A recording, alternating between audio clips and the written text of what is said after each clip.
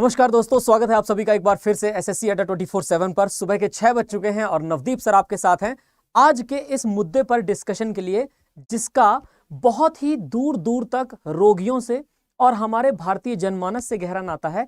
AIIMS, all India institute of medical sciences, जो भारत में सबसे बेहतरीन चिकित्सीय सुविधा प्रदान करने के लिए जिम्मेदार हैं, उनकी वेबसाइट हैक हो गई। मरीजों का डेटा कॉम्प्रोमाइज हो जाना, लेबोरेटरी की रिपोर्ट कॉम्प्रोमाइज हो जाना, साथ ही साथ लोगों के एप्लीकेशंस कॉम्प्रोमाइज हो जाना, ये सब बहुत बड़ी बातें हैं जो कि इस हैक के साथ सामने आई हैं। और दोस्तों, इस हैकिंग करने वाले व्यक्ति ने 200 करोड़ रुपए भी क्रिप्टो करेंसी में भारत की सरकार से डिमांड की है। आज काफी दिन हो गए हैं कि भारत सरकार इस पर अपने विचारों को खुले तरीके से रखना चाहती है, परंतु बावजूद इसके कोई सॉल्यूशन नहीं मिल पा रहा। दोस्तों, आज इसी पूरे मुद्दे की बात करेंगे, क्यों हुई all India institute of medical sciences की वेबसाइट हैक और ये 200 करोड़ की फिरौती मांगने वाले लोग कौन हैं।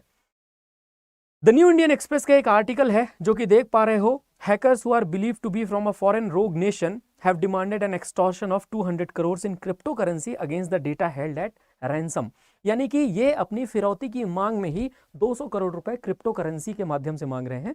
क्रिप्टो करेंसी का मतलब होता है एक तरीके की वर्चुअल करेंसी जो हमें दिखती तो नहीं पर हमारे अकाउंट में रिफ्लेक्ट जरूर होती है, जैसे बिटकॉइन एक तरीके की क्रिप्टो करेंसी जो कि आपके अकाउंट में पैसों को प्रदर्शित करती है। एक ग्लोबल करेंसी के रूप में भी इसे स्थापित किया जा सकता है, इसे माना जा सकता है।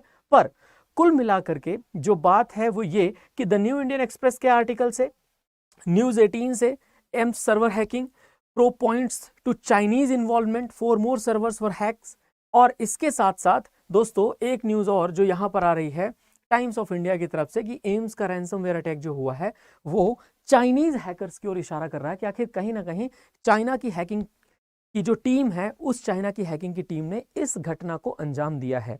दोस्तों, इन सभी चीजों के बारे में हम डिटेल में चर्चा करते आ रहे हैं कि आखिर ऐसा हुआ क्यों।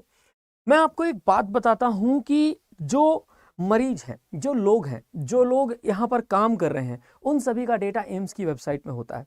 जो नर्सेस हैं, नर्सेस के अलावा उनके एड्रेसेस हैं, जो उनके घर हैं, जो काम करने वाले लोगों के घर हैं, उनकी डिटेल्स हैं, ये सब कुछ कॉम्प्रोमाइज हो जाएगा अगर एम्स का डेटा इस तरीके से हैक्ड रहा तो। और ये 200 करोड़ रुपए की जो फिरौती है, अभी तक इसका कोई सॉल्यूशन मिल नहीं पाया है। तो ये भी अपने आप में एक बहुत ही खतरनाक सी बात है।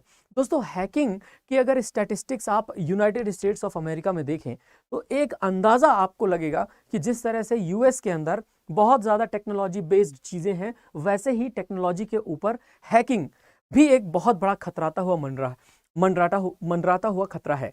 हैकिंग स्टैटिस्टिक्स अगर देखते हो आप तो 80% US business have hacked, 3/4 of Americans have been the victim of some sort of cyber crime. Hacking एक साइबर क्राइम का हिस्सा है दोस्तों।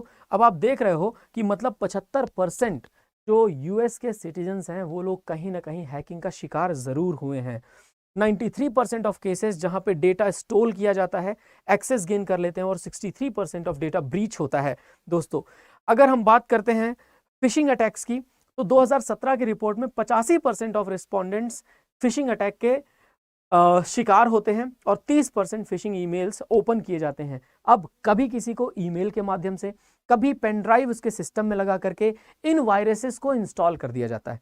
इसीलिए आप लोगों से मेरा एक अपील भी है कि जब जब आपके व्हाट्सएप में, जब जब आपके एसएमएस में कोई भी लिंक आए, आप उस लिंक पर कभी क्लिक मत कीजिए जब तक कि आपको वेरीफाइड ना हो कि हाँ भाई ये लिंक किसी चीज़ की है।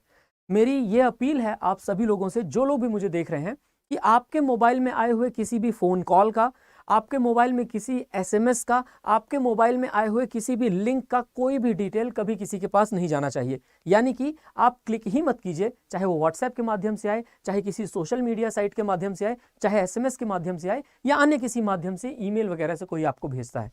प्लीज़ डोंट क्लिक, आप करिए ही मत उस पर क्लिक।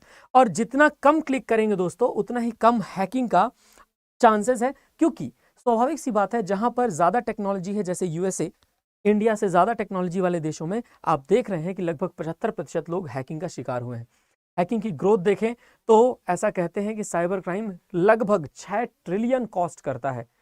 6 ट्रिलियन कॉस्ट करने का मतलब यह है कि 3 ट्रिलियन तो ये 2015 में था, 2021 में 6 ट्रिलियन। और दोस्तों ये हैकिंग और आगे यदि बढ़ती गई तो साइबर क्राइम का ये दुनिया का एक घिनौना सच लोगों के सामने आएगा कि इसने कहीं 10 ट्रिलियन या 20 ट्रिलियन तक की रैंसमवेयर के माध्यम से डिमांड कर रखी है।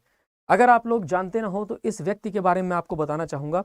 इसे द व्हिसिल ब्लोअर कहा जाता है। गार्डियन यूके की एक वेबसाइट है। गार्डियन यूके की एक वेबसाइट में आप देखते हो इस व्यक्ति को हीरो बताया जाता है, पर यह व्यक्ति है एडवर्ड स्नोडन।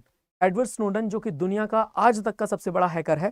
जिस समय पर अमेरिका में चुनाव चल रहे थे, ऐसा कहा जा रहा था कि रशिया की तरफ से नियुक्त इस एडवर्ड स्नोडन ने अमेरिका में CIA और अमेरिका की इंटेलिजेंस एजेंसी के डेटास को लीक कर दिया है। तो ये व्हिसिल ब्लोअर के नाम से मशहूर जरूर है, लेकिन एडवर्ड स्नोडन भी अपने आप में एक बहुत बड़ा हैकर था। I can't allow the US government to destroy privacy and basic liberties, ऐसा इसका एक आर्टिकल था गार्डियन में। परंतु इसके बारे में बड़े मिक्स्ड व्यूज हैं। ऐसा कहते हैं कि जो अमेरिकी सरकार एक अधिकार करना चाहती थी लोगों के डेटा पर, उसको एडवर्ड स्नोडन ने तोड़ा है। पर जो भी बात हो, वो बात आगे चल करके तो हम लोग जरूर इसके बारे में समझ ही पाएंगे। दोस्तों सबसे पहली बात आपसे एक क्वेश्चन पूछ रहा हूं कि बताइए यूनाइटेड नेशंस ऑर्गेनाइजेशन यानी UNO का मुख्यालय कहां पर स्थित है। यह आप लोगों के लिए होमवर्क है, कमेंट सेक्शन में इसका उत्तर जरूर दीजिएगा। और साथ ही साथ अगर आप कोई भी बैच परचेज करना चाहते हैं अड्डा 24/7 से तो Y637 कोड का इस्तेमाल करिए। और कोई भी बुक या टेस्ट सीरीज परचेज करना चाहते हैं तो Y637S का इस्तेमाल करना मत भूलिएगा। साथ ही साथ दोस्तों लाइक करिए वीडियो को, शेयर करिए अपने दोस्तों के साथ। अगर कंटेंट बढ़िया लगता है चैनल को सब्सक्राइब करना मत भूलिएगा। जय हिंद, जय भारत।